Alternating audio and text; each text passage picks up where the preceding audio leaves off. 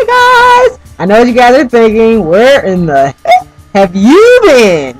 Well, let's see. How long? I think it's been about a little over a month since I did my last video, and basically I've been studying for finals, taking finals, and I've been home for the last couple weeks. As you can see, my background is a lot different because I'm home now, but I'll be going back to school tomorrow, so I figured I'd make a video real fast before I get back to school and possibly not have time to make, a video as soon as I would want. So I have some free time. I'm home alone. No one's here. And I thought, what the heck, make a video. So I hope you guys didn't miss me too much. And I promise everyone who left me messages and things on my page and left me comments, if I haven't responded yet, I'm going to go through the comments and stuff and respond hopefully today. And though after I do this video, I might have something else. But I'm going to respond. No worries.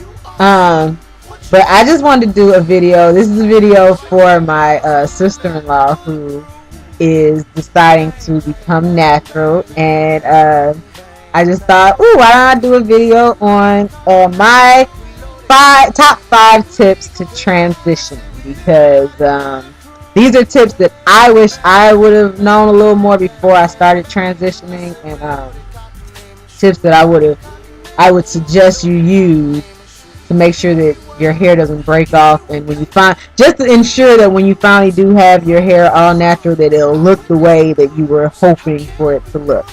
So, top 5. I feel like I'm like B Scott. B Scott does like top 5, but anyway, I'm doing top 5 transitioning tips. So number 5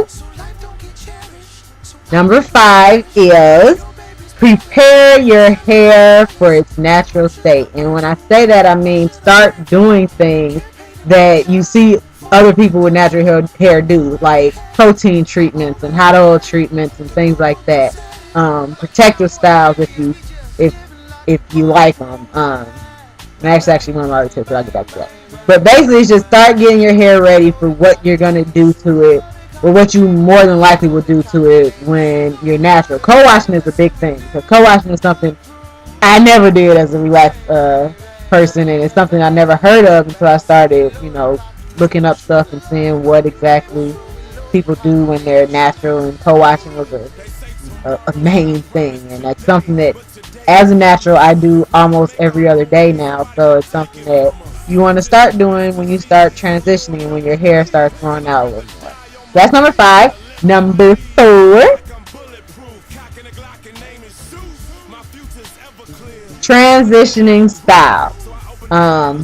Transitioning styles are protective styles, where like the kinky twist or the braids, or it could just be twist out, braid out, flat twist out. There's a couple other ones, but if you look online, there's a whole bunch of different transitioning styles you can get into, because I know some people don't really know what to do with their hair when they start growing it out, and there's a lot of stuff you can do besides just wearing a scarf or just keeping it in French braids. Because I can't do French braids. I can't go out and play with French braids because I look like Cleo from Set It Off, and I don't really want to walk around looking like a lesbian.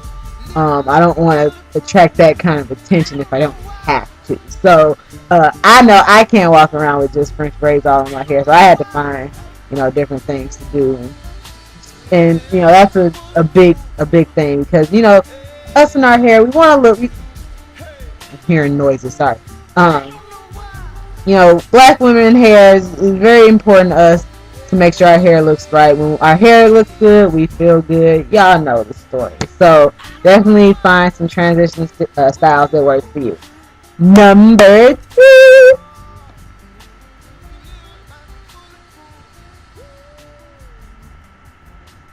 Create a routine.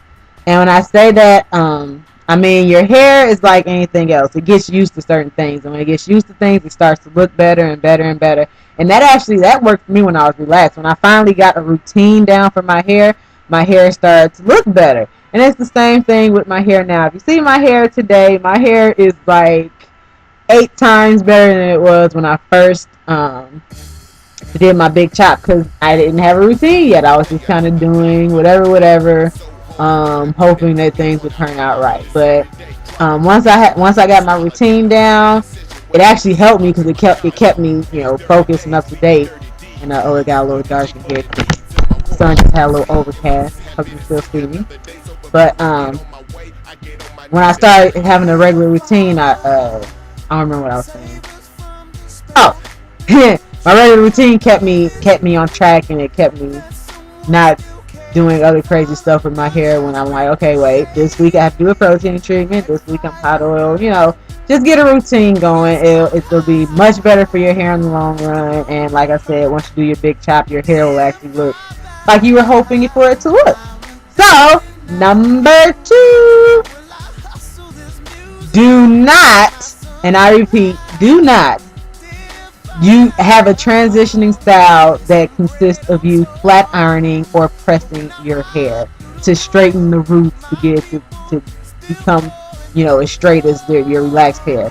That is not going to be good for you in the long run. When you cut your hair and do your big chop, you will have no curl definition left in your hair because it will be heat damage all throughout that your natural hair. It's just, if you think about it, it's the same thing as when you have natural hair, and if you constantly pressing it, constantly putting heat to it, you're gonna incur some kind of heat damage, and you don't want that. You definitely don't want that while you're transitioning, because like I said, the whole point of this video is to make sure that when you cut your hair off, your natural hair is the texture and curly, defined feeling that you want it to have, and pressing it and putting heat to it all the time while you're transitioning is not the brightest idea.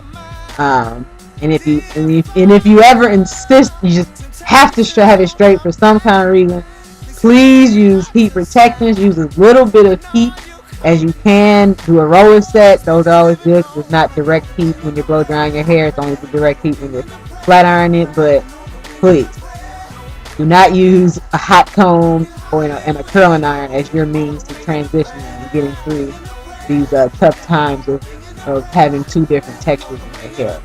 So, with that being said, we're down to number 1. I thought to do this, but I guess that's one is do not put a comb, brush, Denman brush, any kind of tool to your head past month 3. I didn't even say month 2. The only reason I say month 3 is because when I was getting relaxers, I would always wait 3 months to put another relaxer in anyway.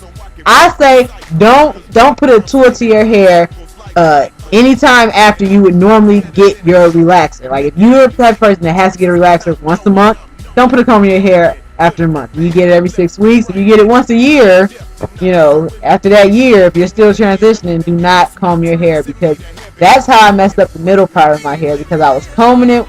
I was in about my 4th month of transitioning right in.